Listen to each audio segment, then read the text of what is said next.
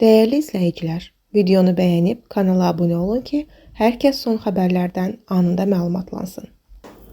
Şəkidə 15 yaşlı qızına qarşı əxlaqsız hərəkətlər edən ata hakim qarşısına çıxarılıb. O, içkili vəziyyətdə qızına qarşı əxlaqsız hərəkətlər edilmiş.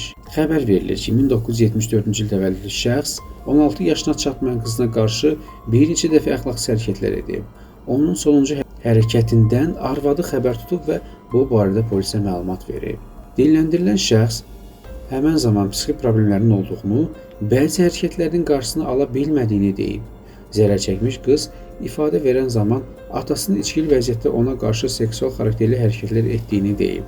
Bildirib ki, atasından şikayətçidir və ona qarşı qanunla nəzərdə tutulmuş cəza verilməsini tələb edir. Qızın anası da həmin şəxsə cəza verilməsini tələb edib. Məhkəmənin hökmü ilə Cinayət Məcəlləsi 153.4.1-ci 16 yaşına çatmayan şəxsə qarşı əxlaqsız hərəkətlər etmə, təkrar törədildikdə maddəsi ilə ittiham edilib. Şəxsə 7 il müddətində azadlıqdan məhrum etmə verilib.